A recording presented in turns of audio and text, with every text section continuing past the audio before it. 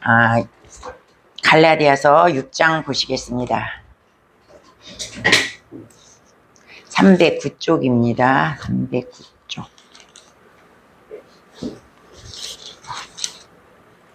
갈라디아서 6장 11절로 17절 말씀. 다 찾으셨죠? 다 찾으셨으면 우리 교독하시겠습니다. 내 손으로 너희에게 이렇게 큰 글자를 쓴 것을 보라.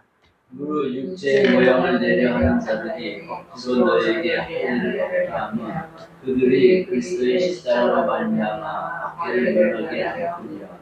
할례를 받은 그들이라도 스스로 율법은 지키지 아니하고 너희에게 할례를 받게 하려 하는 것은 그들이 너희의 육체로 자랑하려 함이라. 그러나 이에게 늘 예수 그리스도의 십자가에 결코 자랑할 것이 없으니 그리스도로 말미암아 세상이 나를 십자가에 못 박히고 내가 또한 세상에게 하게 하노라. 할례나 무할례가 아무것도 아니로되 오직 새로 지으심을 받는 것만이 중요하니라. 무릇 이 기대를 하는 나라와 하나님은 이스라엘에게 평강과 긍휼이 있으시리로다. 이후로는 누구든지 나를 괴롭게 하지 말라. 내가 내 몸에 예수의 흔적을 지니고 있노라. 형제들아, 우리 주 예수 그리스도의 은혜가 너희 심령에 있을지어다. 아멘. 잠깐 기도하겠습니다. 할렐루야. 좋으신 하나님 아버지 감사합니다. 오늘도 귀하고 복된 주일 하나님께서 우리 갈보리교회 모든 성도들을 하나님 전으로 모아주시고 이곳에서 하나님 앞에 거룩하게 예배를 드릴 수 있도록 인도하심을 감사합니다. 이 예배가 정말 하나님 앞에 상달리는 귀한 예배가 되게 하시고 이 예배를 통해서 하나님 영광받아 주옵소서. 예배 가운데 흑암의 세력, 원수마귀 사탄 일절 틈타지 못하도록 하나님께서 천군과 천사로 보호하시고 오직 아버지 하나님의 은혜가 이곳에 있기를 간절히 원하옵고 예수님 이름으로 기도드립니다. 아멘. 우리 옆사람과 인사하시겠습니다. 예배에 목숨을 겁시다. 예배에 목숨을 겁시다. 아멘. 아무쪼록 예배에 목숨을 걸기를 바라겠습니다. 예, 오늘 우리가 이제 갈라디아서 이제 드디어 6장인데 갈라디아서 6장은 이제 우리 갈라디아서 서 중에 맨 마지막 장입니다. 마지막 장에서 사도 바울이 무슨 말씀을 하고 있는가. 근데 갈라디아서 주제는 처음부터 1장부터 6절까지 계속 하시는 말씀은 무엇이냐면 이신득이의 복음이에요. 즉 뭐예요? 오직 믿음으로만 구원을 받는다. 다른 어떠한 것도 구원을 받을 수 없다. 그래서 다른 복음을 전하는 자는 하늘에서 내려온 천사를 할지라도 저주를 받을 것이다. 그러니까 우리가 전한 복음, 그러니까 제자들이 전한 복음 외에 다른 것을 전하는 자들은 천사라 할지라도 저주를 받을 것이다. 사도 바울이 강력하게 그렇게 얘기하고 있습니다. 그래서 그것이 이제 1장부터 6장까지 계속 이신득이의 복음을 이제 바울이 갈라디아 성도들에게 전하는 것입니다. 그래서 오직 믿음으로 구원을 받는다. 그렇게 가르쳤는데 이제 유대 율법주의자들이 들어서 그래 믿음으로 받는 건 좋지만 그래도 우리가 뭔가는 행위가 있어야 되지 않냐, 뭔가는 우리가 해야 되지 않냐, 어떻게 아무것도 안 하고 믿음만 갖고 구원을 받겠냐. 그러니까 우리가 행함을 해야 된다. 뭘로? 율법으로. 뭘로? 할례로. 이거를 해야 된다고 계속 이렇게 강요를 하니까 유대인들 중에서도 이방인들 중에서도 할례를 받은 사람이 있었다 이 말이에요. 그러니까 막 바울이 분통이 터지는 거야. 그러면 너희가 할례를 받을 것 같으면 그리스도께서 왜 십자가에 못 박혀 돌아가셨냐? 그리스도께서 십자가에 못 박히신 것은 그런 율법을 다 폐하고 오직 믿으면 누구든지 구원을 받는다. 그렇게 하기 위해서 십자가에 박혔는데 왜 할례를 받느냐? 이제 그러면서 오늘 마지막에 바울이 얘기를 하는 것입니다. 그래서 이제 11절을 보시면 내 손으로 너희에게 이렇게 큰 글자로 쓴 것을 보라. 이것은 이제 사도 바울이 여러 서신서를 많이 쓰지 않았습니까? 근데 사도 바울은 서신서를 쓸 때에 자기가 안 썼대요. 그리고 다 옆에다가 대피를 쓰게 만들었어. 그리고 사도 바울이 불러주면 쓰는 거야, 그 사람이. 그리고 마지막에 다 쓰고 난 다음에는 사도 바울이 사인만 했다는 거야. 그래서 내가 한 말이다. 이렇게 해서 편지를 썼댔는데 그 말씀은 뭐냐면 사도 바울이 다메섹 도상에서 예수님을 만났을 때 어떻게 해요? 강력한 빛으로 그가 예수님을 만났어. 그래서 그 눈이 멀지 않았습니까? 그래서 그가 사도 바울이 다메섹 도상에서 장님이 되었어요. 여러분 그거 아시죠? 장님이 되어서 눈을 못 뜨고 있는데 아나니아가 가서 안수함에 그게 눈이 떠지고 그때 바울이 비늘이 벗겨지면서 눈을 뜨게 되었습니다. 그래서 바울은 눈을 떴지만 그 후유증으로 인해서 시력이 굉장히 약했대요. 그래서 이제 편지 같은 걸 쓰려면 작은 글씨를 이렇게 써야 되는데 바울은 작은 글씨를 쓰지 못해. 눈이 안 보여서. 그래서 항상 대피를 놓고 이렇게 쓰게 했는데 오늘 11절에서 뭐냐면 내 손으로 너희에게 이렇게 큰 글자로 썼다 이거예요. 그러니까 이후로 12절부터 마지막 절까지는 내가 직접 친필로 썼다 이거예요. 바울이. 그러니까 큰 글씨로, 작은 글씨를 못 쓰니까 이제 큰 글씨로 내가 너희에게 이것을 내 손으로 썼다. 이러면서 마지막에 자기의 귀한 날을 이제 마지막 결론을 내는 부분이 이제 오늘 6장 마지막 절 부분입니다. 그래서 이제 오늘 이 6장 마지막 절 보면 바울은 뭐라 그랬냐면 그 유대 종교자들이 너희들에게 할례를 받아라. 이 유대 종교자들은 굉장히 할례를 받을 것을 강요를 했어요. 그들이 니네들한테 막 억지로 막 이렇게 할례를 받으라고 한 것은 무엇이냐면 너희들의 육체로 자랑하게 하려고. 너희 몸에 할례가 있다. 너희 몸에 흔적이 있다. 아브라함의 자손이고 유대인의 그 유대교를 그거 했던 그러한 너희 몸에 흔적이 있다 이거예요. 그 할례를 받으면 유대인이고 아브라함의 자손이다. 이 흔적을 남기고 자랑을 하기 위해서 내 몸에 이렇게 할례를 받았다. 이런 자랑을 하기 위해서 너희에게 할례를 강요했다 이거예요. 그러나 바울이 말하는 것은 무엇이냐면 그들조차도 율법을 다 지키지 못한다. 유대인들도 율법을 지키는 사람이 한 사람도 없다. 유대인들도 율법을 지키지 못하는 것을 너희 이방인들에게 율법을 강요하냐 이거예요. 그러니까 사도 바울은 이방인들은 할례가 뭔지도 몰라.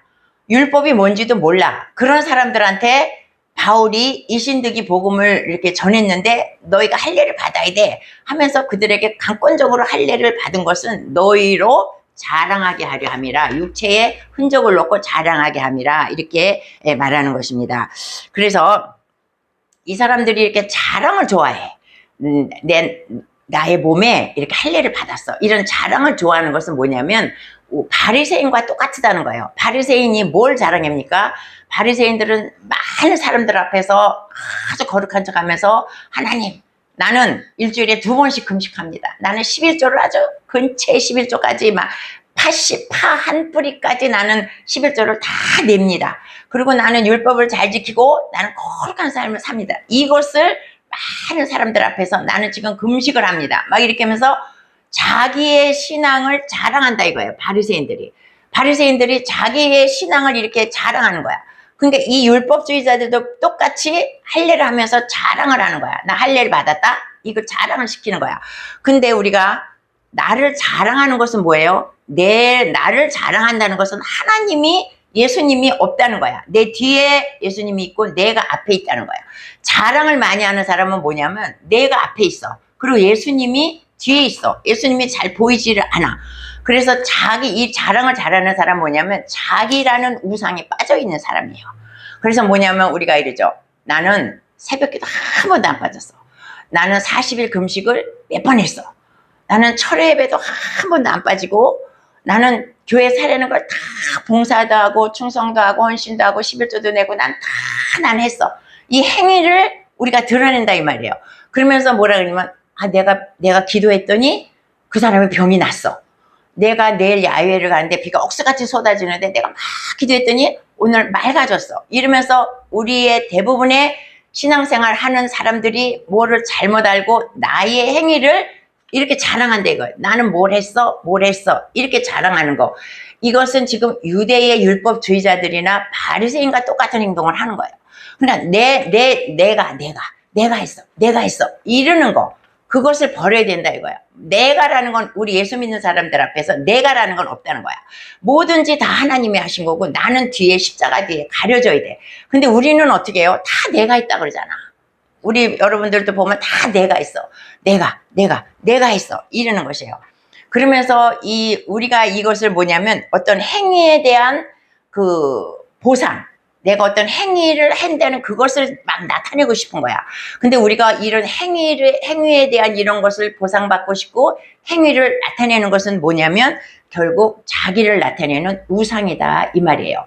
그러니까 이제 우리가 교회 생활하면서 헌신도 많이 해, 기도도 많이 해, 전도도 많이 해.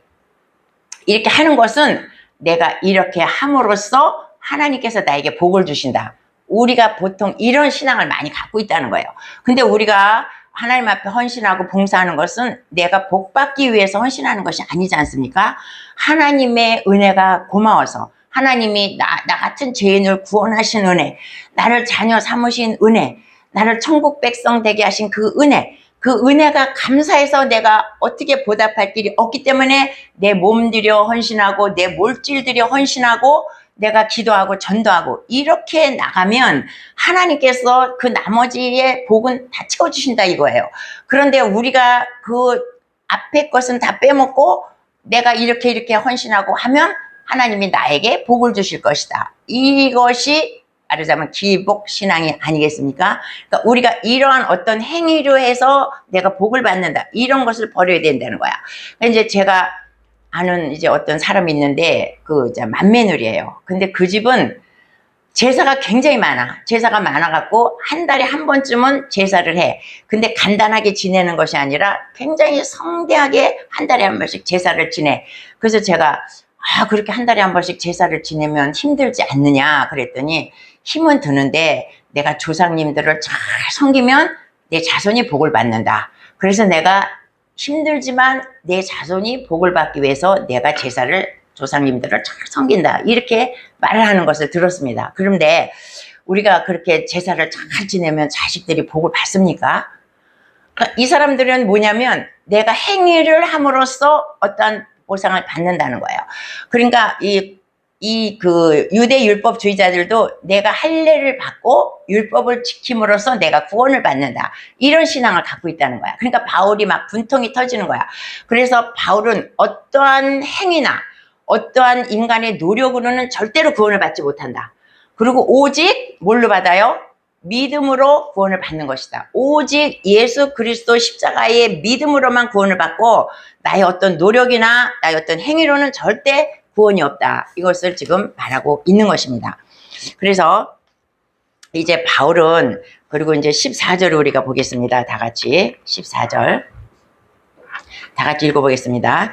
그러나 내게는 우리 주 예수 그리스도의 십자가 외에 결코 자랑할 것이 없으니 그리스도로 말미암아 세상이 나를 대하여 십자가에 못 박히고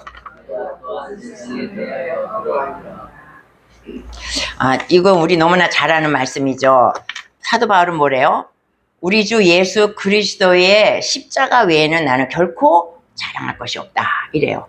그러니까 바울은 자랑할 것이 많이 있지만 나는 자랑할 것이 아무것도 없고 십자가밖에 자랑할 것이 없다. 우리가 너무 잘 아는 말씀인데 우리는 이 말씀을 잘 알지만 사람들은 다 자기 자랑을 해.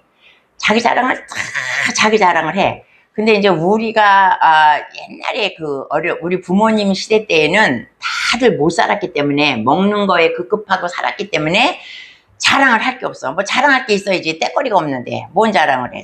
자랑할 것이 없죠. 그러나 지금 현대인들은 너무나 풍성하게 살고 자랑할 것이 많아. 집집마다. 여러분도 아마 이 앞에 나와서 자랑하라 그러면 아마 1시간도 모자라게 자랑할 거야. 뭐 별난 자랑 다 해. 자식 자랑부터 하죠. 자식 자랑하지. 또 돈 자랑해. 내가 아파트 지금 어디다 사놨는데 그 아파트가 올라가고 지금 엄청나게 올랐어. 내가 옛날에 우리 부모님으로부터 조그만 땅떼기 하나 받았는데 그것이 개발이 돼갖고 지금 그것이 엄청나게 올랐어. 돈 자랑, 사람 다 돈 자랑을 해요. 자식 자랑하지, 돈 자랑하지. 또 내가 이 옷을 샀는데 이게 명품인데 이 백이 얼마짜리야? 막 이런 자랑하지. 또 뭐 무슨 자랑합니까? 학벌 자랑하지. 자기의 외모 자랑하지. 자랑할 것이 우리는 천지투백이야. 막 자랑해.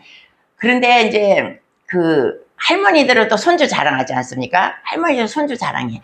그러면 이제 그 모임에 이제 옛날에 모임에 이제 나왔어요. 모임에 나와서 막 어떤 여자가 막 할머니가 막 손주 자랑을 하는 거야. 그러니까 그때는 어떻게 했어? 손주 자랑하려면 5만 원 내놓고 자랑해라. 그러니까 그 할머니가 진짜 5만 원을 내놓고 자랑을 했다는 거야. 근데 요즘에는 이제 그게 안 통해. 자랑을 하면 거기 나오는 사람들이 우리가 5만 원 걷어서 줄 테니까 이거 갖고 가. 그런 데잖아요. 그러니까 사람들은 뭐냐면 나는 막 자랑하고 싶은데 사람들은 나는 하고 싶은데 남의 자랑은 내가 받고 싶지 않다는 거야. 네 손주는 너나 귀여워. 다른 사람이 귀엽지가 않고 너나 이쁜 거야. 그러니까 듣기 싫으니까 이 5만 원 갖고 가. 이런다는 거잖아요. 그러니까 우리는 다 자랑이 막 하고 싶어. 막 자랑이 뭐 별난 자랑 다 해요. 그런데 자랑은 나는 하고 싶지만 다른 사람은 내 자랑을 듣고 싶지 않다는 거야. 근데 이제 자랑을 하다 못해서 이제 개 자랑까지 해. 여러분 개 자랑하는 거 들어보셨죠? 나 어떤 목사가 개 자랑하는 거 듣고 정말 너무 놀랬어. 자기가 집에서 혼자 예배를 드린대요. 개가 있는데 그러면 개가 예배 드리면 가만히 옆에 와 있대. 그럼 자기가 찬송을 막 하면 개가 옆에 있다가 막 하면서 찬양을 막 한대. 하고 찬양을 막 한대. 그러다가 자기가 이제 기도하고 말씀 읽고 그럴 때는 가만히 있다가 자기가 주기도문이 딱 끝나면 가만히 있던 개가 일어나갖고 막 돌아다니는 거야. 그래 얘도 예배를 드린다는 거야. 그러면서 개까지 다 자랑하는 거야. 사람들은 이제 하다 못해서 개 자랑까지 해. 근데 이제 한 가지 웃기는 건 뭐냐면 나이 든 사람은 절대로 남편 자랑을 안 해. 젊었을 때는 남편 자랑을 해요. 젊었을 때는 남편 자랑 하는데 나이가 든 사람들의 모임에 가면 남편 자랑은 절대로 안 해. 남편 흉을 봐. 그것이 이제 조금 자랑에서 이제 벗어난 것이에요. 남편 자랑 안 하는 거야, 나이가 먹으면. 근데 이제 모든 사람은 다 이렇게 자랑을 한다는 거야. 근데 이제 사도 바울은 어때요? 사도 바울은 너무나도 자랑거리가 많은 사람이야. 사도 바울의 자랑거리 한번 제가 읽어보겠습니다. 제가 읽는 게 아니라 이제 말해보겠습니다. 사도 바울은 참 좋은 가문에서 여러분 아시다시피 좋은 가문에서 태어났어. 히브리인 중에 히브리인이야. 바리새인 중에 바리새인이야. 로마 시민권을 가졌어. 또 뭐예요? 그 가말리엘 문화생이야. 그리고 또 베냐민 지파야. 그러니까 이 사람은 로마 시민권이라는 것은 그 당시에 굉장히 대단한 것이죠. 그걸 갖고 가말리엘이라는 그 문화생이라는 건 또 대단한 사람이야. 그러니까 바울이 학식이 많지 않습니까? 가면 좋은 데서 막 유대인 중에 유대인이요, 히브리파 중에 히브리인이요, 뭐 엄청난 그거를 가진 사람임에도 불구하고 뭐라고 고백해요? 14절에서 내가 예수 그리스도를 만난 후로는 나는 예수 그리스도의 십자가 외에는 아무것도 자랑할 게 없다는 거야. 그런 걸 나는 다 배설물과 같이 다 버리고 그렇게 많은 것을 가졌지만 나는 그런 것이 아무 소용이 없고 오직 예수 그리스도의 십자가만 자랑한다. 이렇게 말해요. 그래서 골로새서 고린도전서 2장 2절에도 똑같은 말합니다. 내가 너희 중에서 예수 그리스도와 그가 십자가에 못 박힌 것 외에는 아무것도 알지 아니하기로 작정하였다. 이 사람은 오직 예수밖에 없어. 오직 예수 그리스도밖에 없다는 것입니다.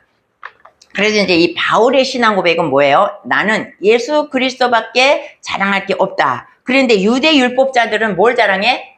내가 할례 받은 걸 자랑하는 거야. 할례 받았다는 건 뭐냐면 나는 아브라함의 정통을 가진 아브라함의 혈통이다 이거야. 나는 아브라함의 혈통이야. 막 이걸 자랑하는 거야. 그리고 나는 모세가 내려준 그 율법을 나는 잘 지킨다. 그 모세와 아브라함의 자기가 자손이라는 그것을 이 율법의 유대 율법주의자들은 그것을 자랑한다는 거예요. 그러니까는 바울이 너무 답답한 거야. 그래서 15절에서 뭐라 그럽니까? 할례나 무할례가 아무것도 아니로되 오직 새로 지으심을 받은 것만이 중하니라 이렇게 해요. 그러니까 할례를 받았든지 안 받았든지 아무 중요한 게 아니야. 내가 남자든지 여자든지 중요한 게 아니야. 내가 나이를 많든지 적든지 중요한 게 아니야. 내가 유대인이든지 헬라인이든지 이방인이든지 아무것도 중요한 게 아니고 뭐예요? 오직 내가 예수 그리스도를 믿음으로 말미암아 구원을 받고 새롭게 거듭이 나고 그리고 내가 새로운 사람으로 예수 안에서 새로운 사람으로 변화됐느냐 안 됐느냐 그것이 중요하다는 거야.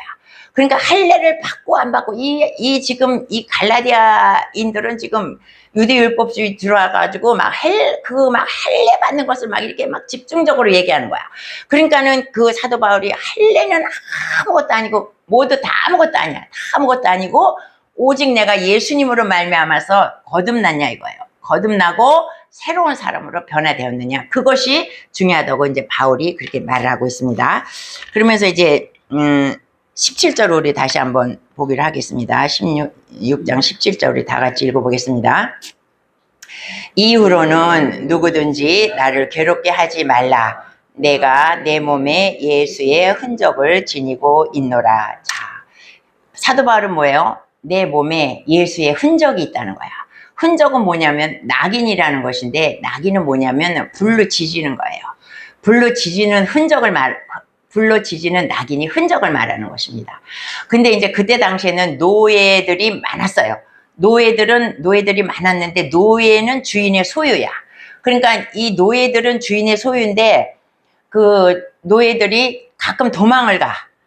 왜 도망을 가냐면 그 집의 일이 너무 힘들다든지 아니면 노예가 똑똑해갖고 내가 왜 저 사람네 집에서 이 종 노릇을 하고 있느냐, 내가 왜, 그러면서 반항을 하면서 도망가는 노예들이 가끔 있었다는 것입니다.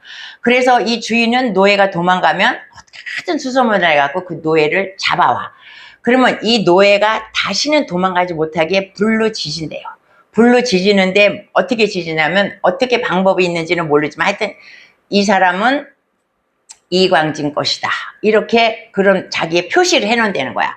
그러면은 한번 그 불로 지진 그 이런 등이나 어디에 불로 지진 그것은 평생을 가도 지워지지가 않는 거야. 그러니까 그 사람은 영원히 그 사람의 노예가 되는 거예요. 그래서 도망갔다 나온 노예들은 그렇게 불로 지져서 낙인을 찍힌다는 것이에요. 그래서 그 사람이 다시 도망을 가면 누가 봐도 저 사람은 누구 노예구나. 그래서 다시 그 사람을 데려다가 그 집에 갖다 준다는 것이죠. 근데 이제 그때 로마의 시대 때는 로마의 세력이 굉장하지 않았습니까? 그래서 로마의 그 장군들은 자기가 로마 그 황제에게 충성한다는 걸 보이기 위해서 등에다가 나는 왕에게 충성한다, 이런 막 그 낙인을 막 흔적을 막 불로 지지는 흔적을 그런 걸 막 찍었다고 막 그렇게 해요. 그러니까 굉장히 잔인하지 않습니까? 그렇게 했던 그런 시절에 이제 그 낙인을 찍었다. 바울이 낙인을 찍었다. 그거는 바울이 나의 육신에 그만큼 예수 그리스도의 흔적이 많이 있다는 것을 나타내고 있는 것입니다.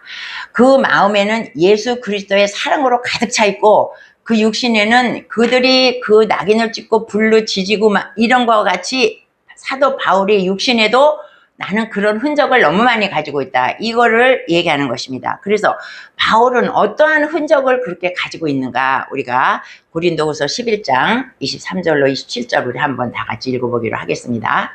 다 같이. 그들이 그리스도의 일꾼이나 정신없는 말을 하거니와 나는 더욱 그러하도다. 내가 수고를 넘치도록 하고 옥에 갇히기도 더 많이 하고 매도 수없이 맞고 여러 번 죽을 뻔하였으니 유대인들에게 40에서 하나 감한매를 5번 맞았으며 3번 태장으로 맞고 1번 돌로 맞고 3번 파선하고 일주야를 깊은 바다에서 지냈으며 여러 번 여행하면서 강의 위험과 강도의 위험과 동족의 위험과 이방인의 위험과 시내의 위험과 광야의 위험과 바다의 위험과 거짓 형제 중의 위험을 당하고 또 수고하며 애쓰고 여러 번 자지 못하고 줄이고 목마르고 여러 번 굶고 춥고 헐벗었노라. 그 사도 바울이 이렇게 주의 복음을 증거하면서 이렇게 죽을 고비를 넘기면서 살았다는 거예요. 그러니까 이게 참말로 바울같이 그렇게 훌륭한 가문에서 많은 교육을 받고 그 높은 바리새인 그 위치에 있으면서 어떻게 이렇게 그 고문을 당하고 고생을 하면서 이렇게 복음을 전할 수가 있었겠는가, 우리가 한번 다시 생각하게 됩니다.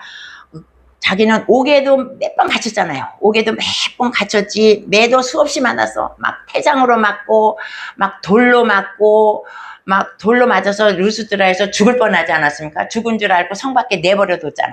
근데 겨우 정신 차려서 다시 그 성으로 또 들어가. 이 바울은 뭐 아픈 거 피나는 거 그런 거 우리 같으면 뭐 난리 나죠. 그런데 막 그 피투성이가 됐는데 정신 차리니까 그 다음날 일어나서 루스드라 성으로 또 들어가. 막 이러고 막 배가 파손해가지고 그 바다에 동동 떠 있기도 하고 별 고난을 산 넘고 물 건너 복음 증거하는데 눈도 잘 안 보이는데 험한 산 넘고 물 건너 짐승도 만났을 터이고 얼마나 많은 수고를 했겠냐 이거예요. 그래서 뭐냐면 난 자지도 못하고 먹지도 못하고 목마르고 얼마나 그 이스라엘 그쪽 중동이 덥으니까 얼마나 목마르겠어. 막 걸어 다니니까. 그리고 춥고 헐벗었다. 나는 이런 것이 다 내 몸의 흔적이다 이거예요. 그러니까 다윗은 누구를 위해 그럽니까? 나를 위해 그런 거 아니잖아요. 복음을 위해서. 예수 그리스도의 복음을 위해서 바울은 평생을 이루고 살았다는 거야.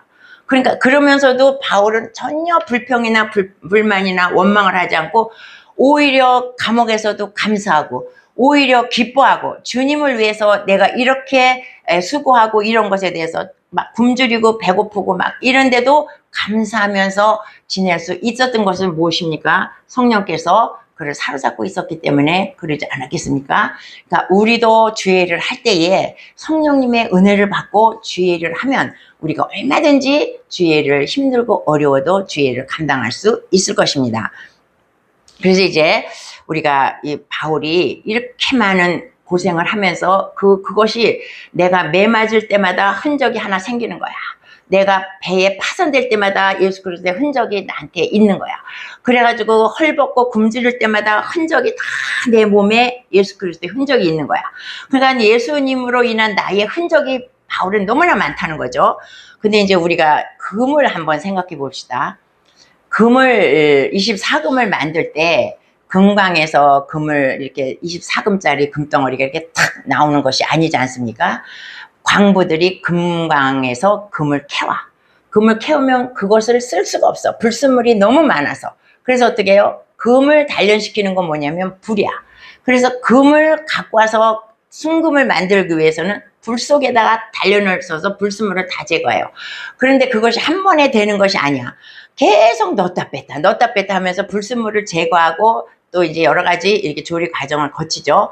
그래서 그 금강에서 캐온 그 금을 14번 불 속에 들어갔다 나온 것이 14금이래요.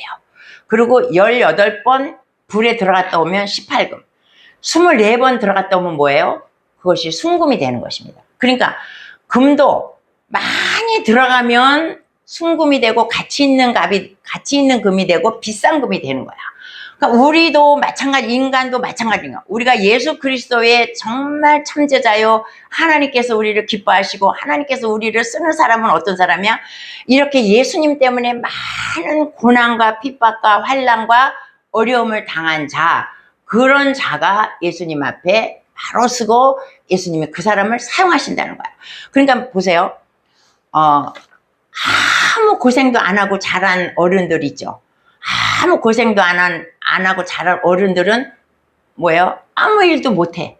그리고 부잣집 아들로서 계속 자라다가 이제 우리 주변에도 많이 보지 않습니까? 부잣집 아들로 다 이러고 자라다가 그 아들이 장성을 해서 결혼도 하고 다 했어. 그런데 집이 망하고 사업이 망했어. 그러면 그 사람은 아무것도 못해. 왜냐하면 고난을 한 번도 안 받아보고 어렸을 때부터 그냥 이렇게만 대접을 받고 편한 생활을 했기 때문에 그 사람이 사업이 망한다든지 아버지가 망하면 그 사람은 살 수가 없다는 것이에요.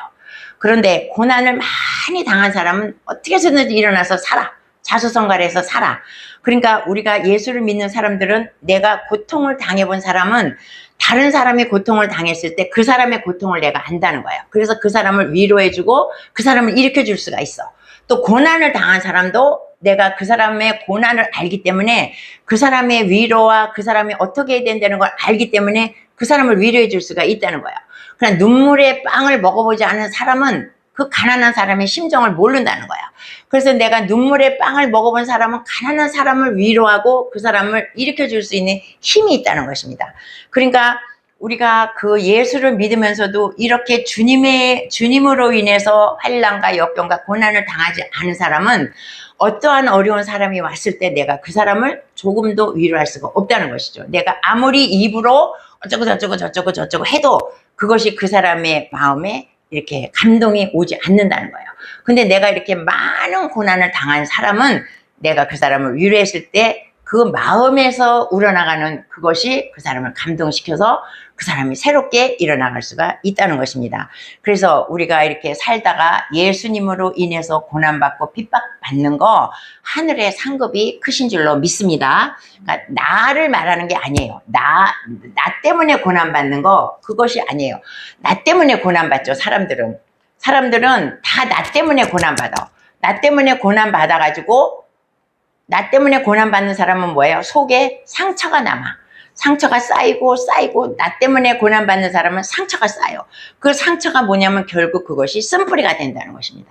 그래서 내 안에 쓴뿌리가 많은 사람들은 그 예수님의 일도 잘 할 수가 없어. 왜냐하면 자꾸 부딪히기 때문에 내 속에 있는 상처가 쓴뿌리가 자꾸 나오기 때문에 그것을 이렇게 서로 부딪혀서 헤어나올 수가 없어. 그래서 우리가 상처 치료를 먼저 해야 되지 않습니까? 상처가 많은 사람은 나를 힘들게 했던 모든 환경과 모든 사람을 다 용서해야 됩니다. 다 용서하고 내 쓴뿌리가 없었을 때에 내가 온전한 예수 그리스도의 자녀로서 많은 사람들을 전도할 수 있고 많은 사람들에게 은혜를 끼칠 수가 있다는 것입니다. 그래서 나는 과연 그러면 예수 그리스도의 흔적이 얼마나 있는가? 여러분들은 얼마나 예수님을 바울과 같이 예수 그리스도의 그 사랑의 흔적을 가지고 계신지요? 만약에 없다면 이제부터라도 우리가 예수님의 흔적을 가지고 사시기를 바라겠습니다. 그래서 이제 우리나라에 옛날에 그 기독교가 정착하기 전에 많은 사람들이 기독교가 들어왔을 때 굉장히 그 기독교를 박해했다고 합니다. 그래서 자기네 동네에 교회가 세워진다든지 막 그러면 그것을 막 반대를 했대요. 근데 이제 그 옛날에 고려신학교 학장이라는 그 한상동이라는 목사님이 계셨대요. 그 목사님이 경상도에서 이제 교회를 개척하고 예배를 드리는데 그 동네 유지들로부터 굉장히 박해가 심했대. 그래서 예배를 드리는데 막 중간에 막 그냥 돌멩이가 막 날라오는 거야. 근데 돌멩이가 그냥 하나 두 개 날라오는 것이 아니라 막 돌멩이가 막 수없이 날라오는 거야. 수없이. 그런데 그 다음 주일에도 또 예배를 드리는데 또 수없이 돌멩이가 막 날라오는 거야. 그러니까 이 목사님이 안 되겠다 싶어서 이제 그 성도들을 방 한쪽으로 구석으로 몰아놓고 자기는 이제 그 교회가 뭐 그때 처음에 개척될 당시니까 교회가 뭐 지금 같은 교회가 아니고 뭐 이렇게 마루 같은 데가 이제 교회겠죠. 거기에 앉아서 돌이 날라오는 방향을 자기 등으로 대고 자기가 그 돌을 직접 다 맞아대는 거야. 돌이 날라오는데 그 돌을 다 맞으면서 처음부터 끝까지 예배를 다 인도해야 되는 거야. 그러니까 매일 그렇게 돌을 맞으면서 예배를 인도하니까 나중에 그 돌이 부서졌다. 이제 그런 이제 일화도 있습니다. 그러니까 우리가 이렇게 편안하게 예수를 믿을 수 있었던 것은 바울 사도와 같이 그렇게 고난을 겪으면서 우리에게 복음을 전해준 사람들이 있고 우리나라에서도 이 한상돈 목사님 같은 그런 분들의 기도와 헌신이 있었기 때문에 우리가 지금 이렇게 편안히 예수를 믿게 된 것입니다. 그러니까 우리는 이렇게 편안히 예수를 믿게 되었으니까 더 열심히 주님의 일을 위해서 헌신하고 충성한 여러분 되시기를 예수님 이름으로 축원합니다. 아멘.